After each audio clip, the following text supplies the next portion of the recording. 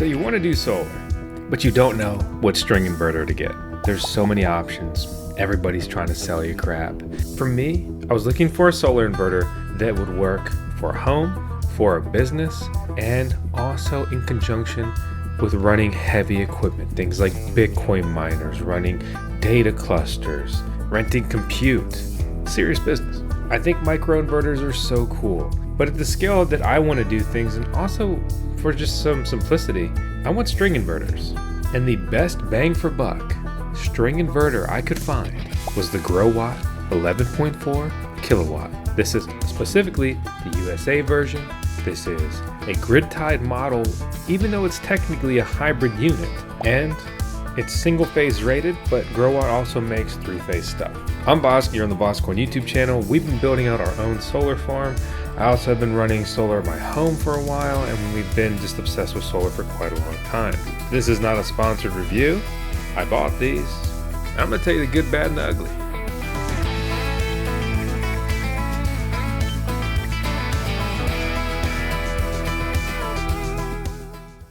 Hey. Oh, hi. What are you doing July 21st to 23rd? I thought you'd say that. Heading down to Mining Disrupt. They're back in Miami, Florida, baby. It's the biggest Bitcoin crypto mining conference in the world. Use our link to not only buy a ticket, but to get a discount.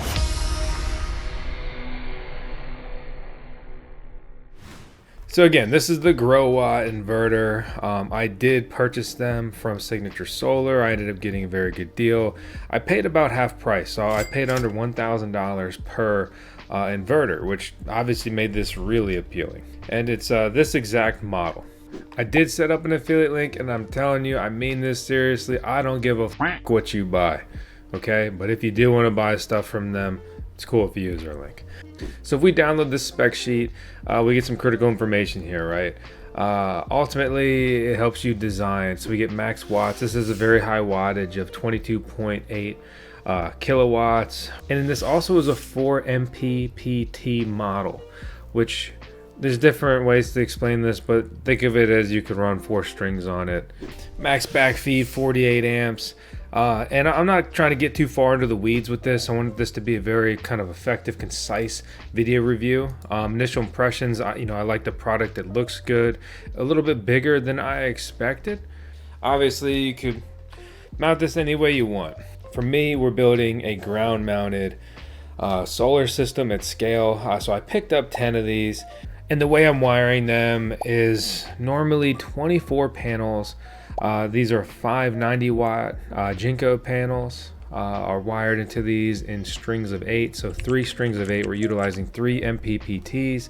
Ideally, I would have a smaller wattage panel or a bigger, better inverter, which is actually why I'm moving to the Solus 16 kilowatts for my needs. When you pull up the spec sheet, especially for the price point, things are looking phenomenal.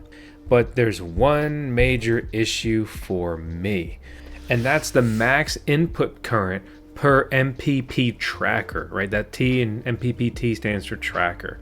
The max input current is 13.5 amps. These hit at that and above, especially with bifacial gain. And basically, this inverter just underutilizes these panels.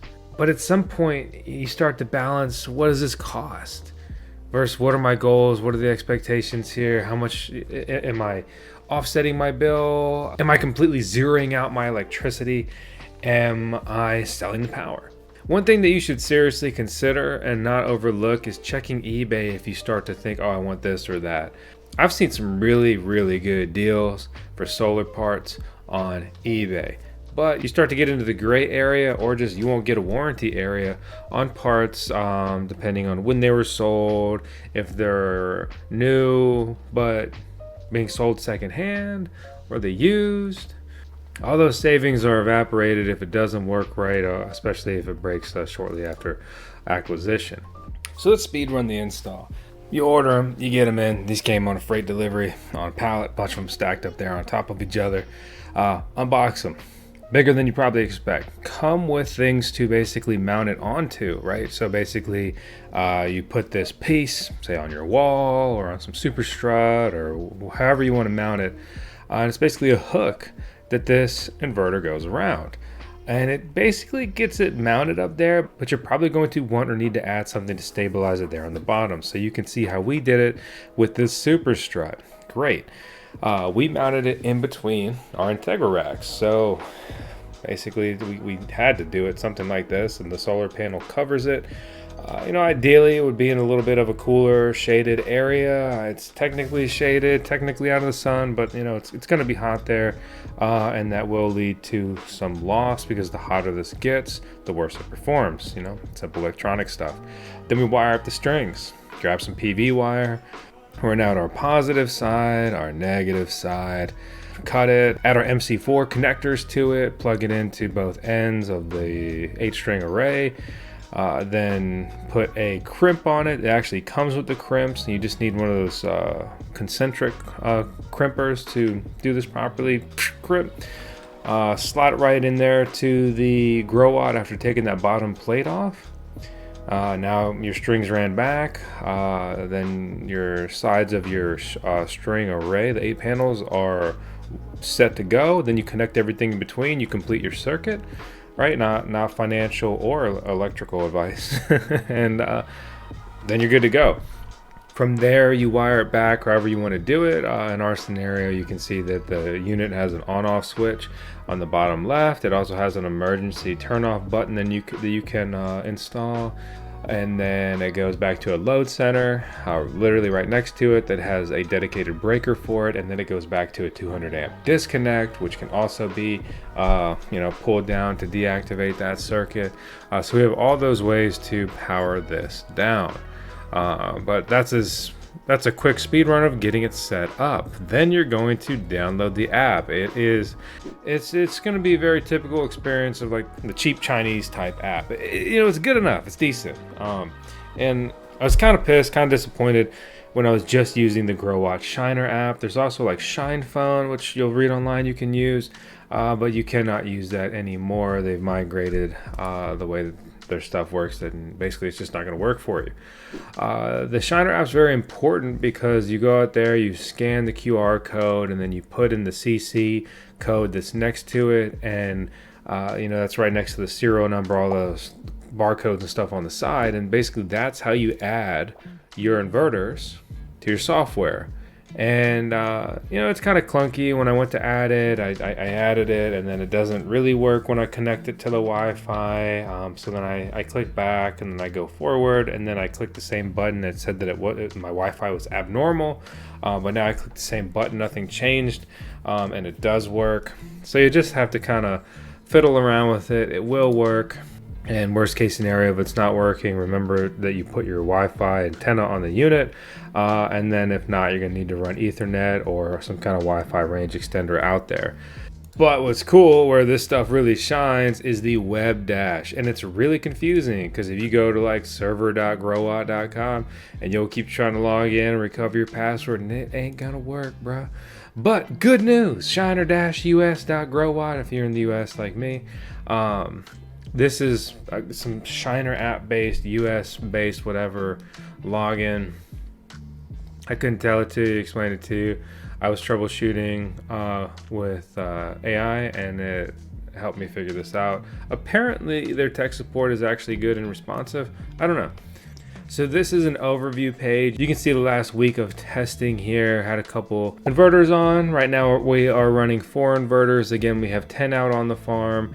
But we're only utilizing these 4 right now for initial testing, and everything else we're doing. This is a marathon, not a sprint for us. So you can see I've already generated over 1 megawatt hour. Refresh this. Daily generations was at 67. Now it's at 113 kilowatt, and that is rising. No thanks to the Canadians and their wildfires. It's really not great looking, but it's good. It's good enough. A lot of these things you won't get how you want them.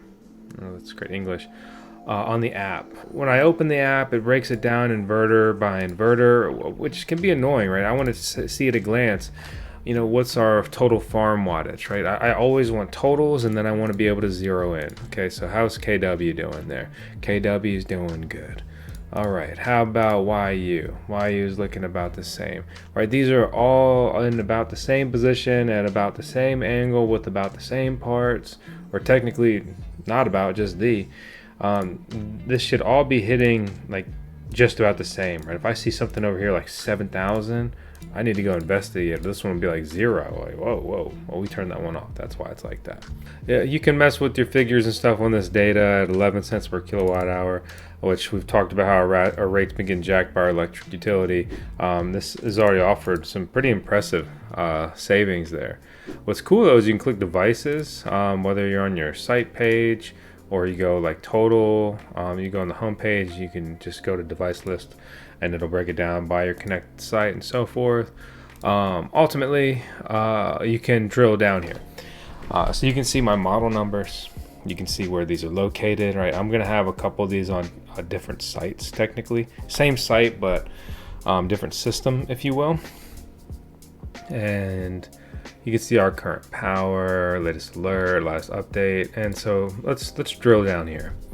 All right, so we get our data, right? We got power, we got energy.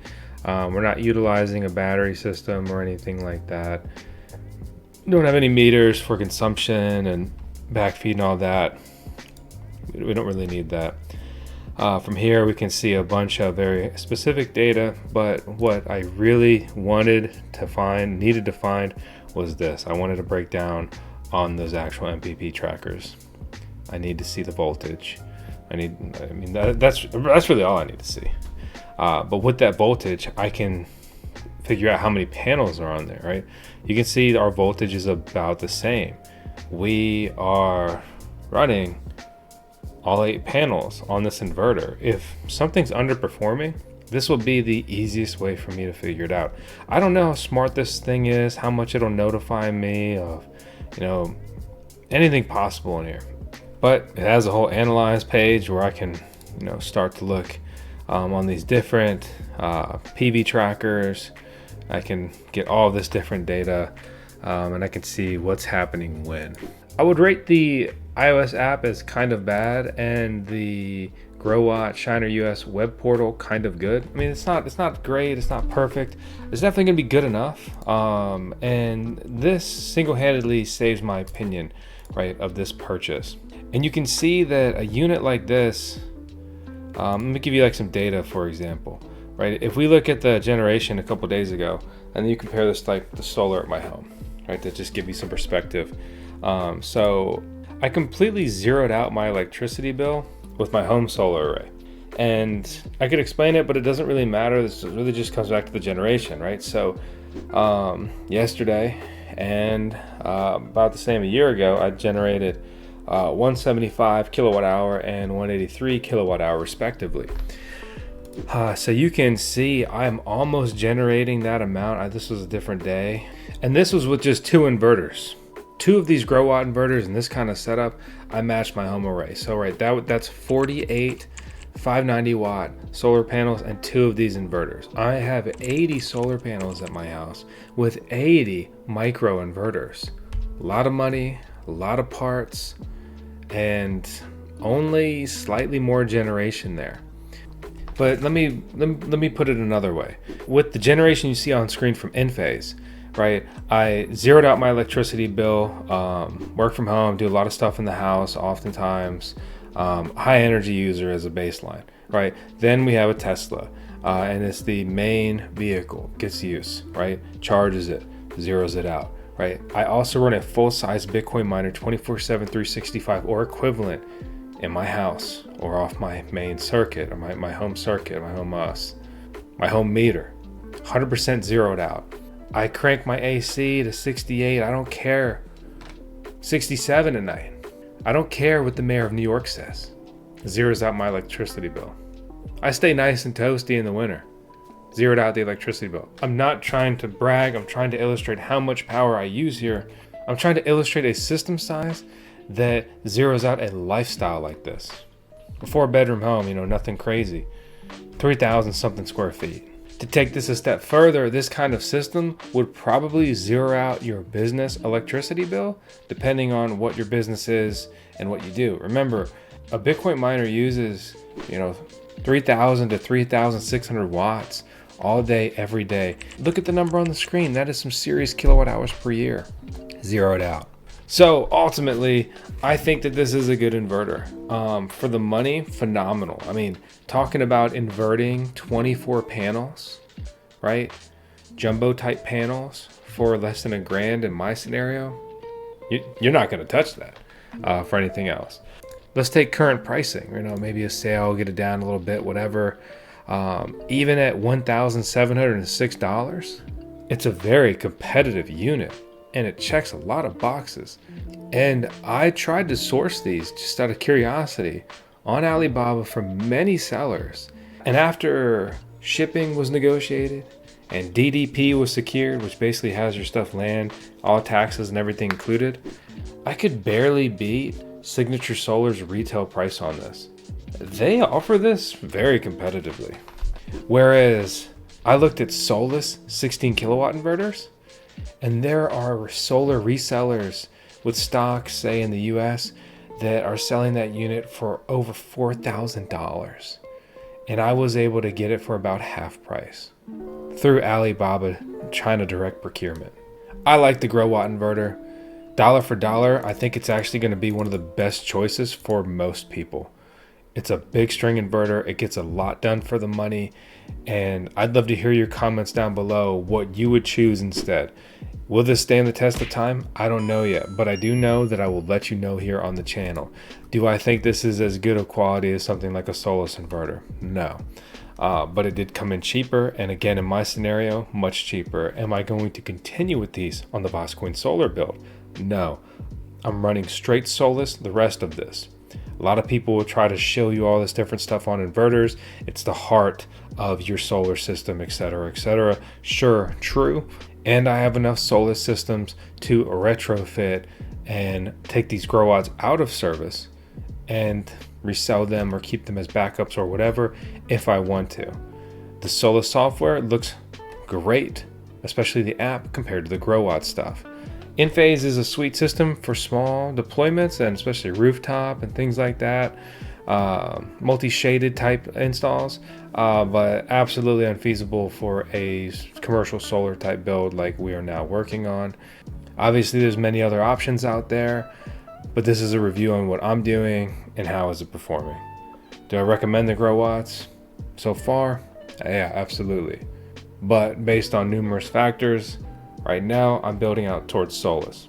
We'll see if I like or dislike that long term.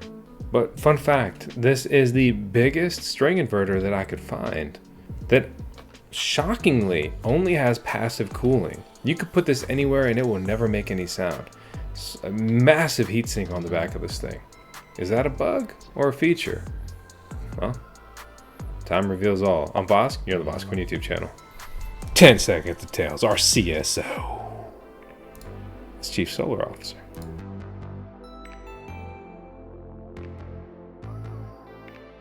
Mining Bitcoin and other cryptocurrencies has never been more expensive and hard to do at home and on a small scale. And I'm talking full-size, best bang for buck mining rigs. But it's also never been easier to get started than Musk Miners. They own and operate multiple mining farms throughout the United States, and they'd love to help you start your passive income journey. And they accept all kinds of payment methods: wire, ACH, credit card, USDT, and of course, Bitcoin. Check them out with the link out in the video description below, and let them know VoskCoin sent you to get the best deal.